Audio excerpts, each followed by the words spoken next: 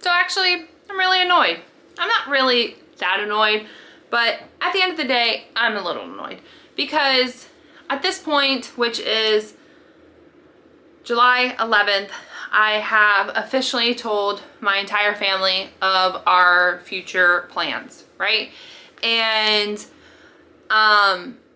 obviously, maybe you guys saw the clip. I don't know what I'm gonna include at this point. The conversation with my dad, it basically went high, low. It ended fine, to be honest with you. I was emotional, in tears, things of that nature. Of course I told him not to tell my mom, but by the time I was able to talk to my mom because she actually ended up going out of town. I didn't know if it was gonna upset her, so of course I waited for her to get back. Things like that.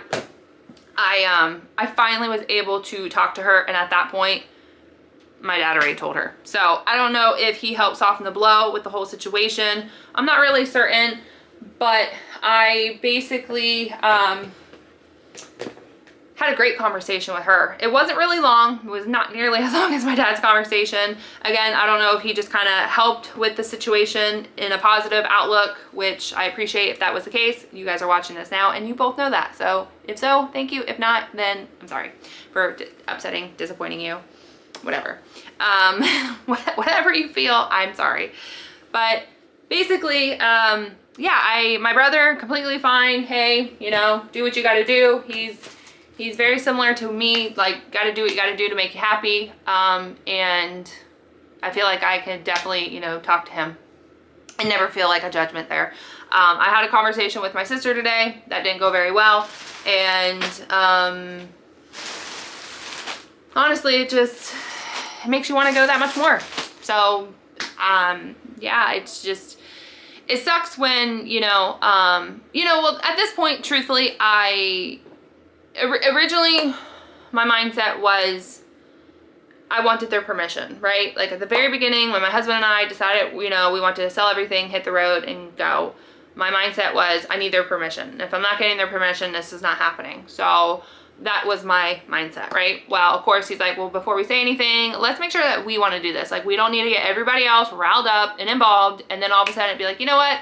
We spoke too soon. We're not interested. We're not doing this. Whatever. And I'm actually glad that I took his advice on it because we sat on it for about 2.5 weeks, and the more and more we sat on it, the more and more it actually almost became easier for us to make the decision to sell everything. My emotions started becoming detached from the home, not in a negative way, but in I'm ready for the new chapter. Honestly, that's basically the best way to say it. And the chapter and where we're heading, it excites me. And at the end of the day, you need to be excited in life. You can't expect other people to constantly make you excited in life because you're just either going to be disappointed or it's just not going to happen. So, yeah. So basically at that point, it came down to, I'm not asking for permission. I'm just letting you guys know what our future plans are. And that's exactly what we did. And so at that point, yeah, I told my entire family, and right now I'm in the process of kind of going through everything with the house and determining, what are we keeping, what are we not keeping. I mean, let's just be real. I don't want a storage unit. Like, I really don't. I feel like they're a waste of money. Every time you put stuff in a storage unit, by the time you empty it out, you don't want anything. But my heart is also telling me to get a storage unit. And let me explain that right now. And that's specifically because there are just things in life you just can't throw away, right? Like, I have a baby box. I'll never be able to replace that stuff. I can't just throw it away. I won't throw it away, right? So like in my mind, I'm like, all right, I have my baby box, not getting rid of that. There's some sentimental things around the house that Kyle might has bought me, or maybe that we bought together, and I just can't part from them. There's also some pictures, like artwork. I got it one was at home and the other one was from Amazon. But in my mind, I'm like, I know I won't be able to replace them, and I love those pieces so much. Like, I want a place for them. So there's just a lot of little things where I don't need a big storage unit. I need a small one. Honestly, I just need a small one. And so that's kind of where I'm at. And then also we have this really industrial vacuum. And I don't know if you guys ever saw it. It's up on my TikTok. But basically, it's the one thing that I find interested in my house. But basically, my husband used to work for a vacuum company. He used to install them at the gas stations, the ones you put the quarters in.